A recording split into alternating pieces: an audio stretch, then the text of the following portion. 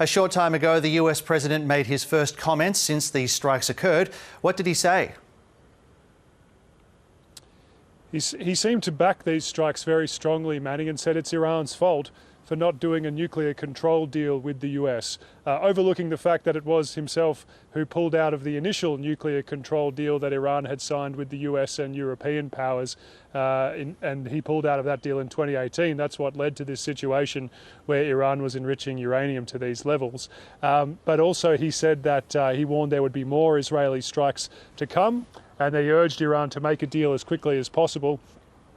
Also saying in a strange reference that, Iran could save what used to be known as the Great Iranian Empire, which is a strange comment to make given Iran's been governed by, an Islamic republic for the last 45 years. So, he does seem to be endorsing the strikes very strongly, which is quite a change from the statement made by the Secretary of State, Marco Rubio, earlier in the day.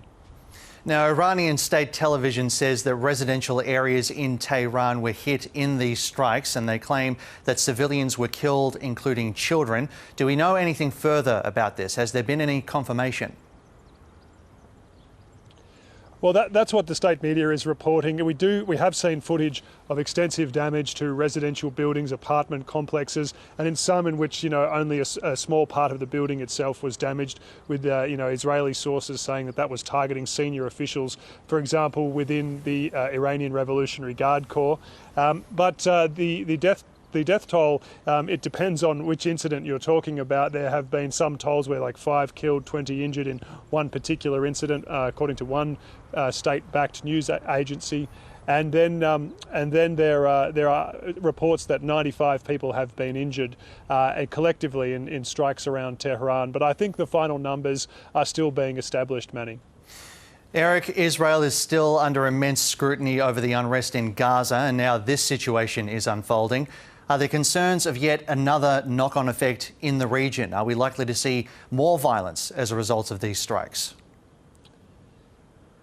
Possibly not. I mean, that was always one of the key factors against a strike on Iran's nuclear facilities.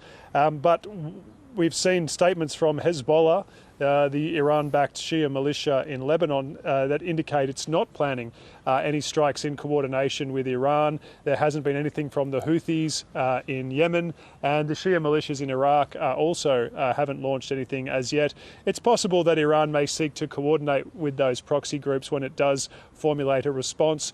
But Iran may also seek to target US interests in the region, as it sees them as legitimate targets for any in response to any Israeli action.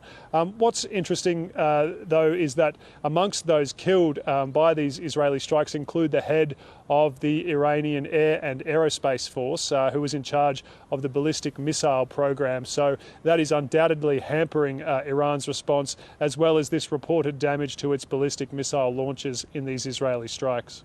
Middle East correspondent Eric Tlozek joining us there in Jerusalem. Thank you.